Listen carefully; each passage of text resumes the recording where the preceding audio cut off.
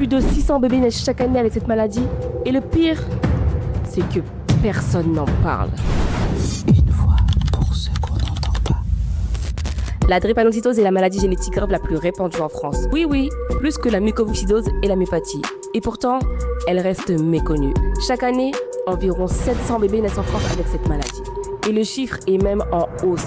Ça veut dire qu'aujourd'hui en France, un bébé sur 1067 naissances en population générale est atteint de drépanocytose. Et plus de 400 000 personnes sont potentiellement porteurs du gène sans même le savoir. Le plus fou, c'est que ce chiffre augmente d'année en année. Avec la diversité des origines et le brassage des populations, cette maladie touche de plus en plus de familles en France, qu'elles soient afro-descendantes, antillaises, méditerranéennes ou issues d'autres origines. Et malgré ça, on n'en parle quasiment jamais dans les médias, à l'école et même dans certaines formations médicales.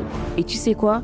Je vais te partager une histoire personnelle. Un membre très proche de ma famille a découvert qu'il était porteur du gène de la drépanocytose. Parce que depuis toujours, j'en parle autour de moi. Il a décidé de se faire dépister plusieurs années après avoir eu ses 2 filles et c'est comme ça qu'il a appris qu'il était porteur. L'une de ses filles est également porteur du gène. Et aujourd'hui, grâce à cette prise de conscience, il peut l'informer, lui apprendre l'importance de connaître son statut et lui transmettre cette vigilance pour plus tard. Parce que oui, savoir si on est porteur du gène ou non, ça peut éviter bien des situations compliquées, croyez-moi.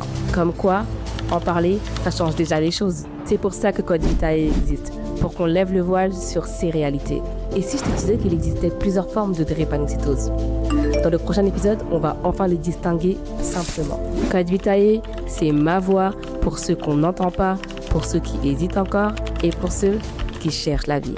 Et surtout, faites-vous dépister, donnez votre sang et prenez soin de vous.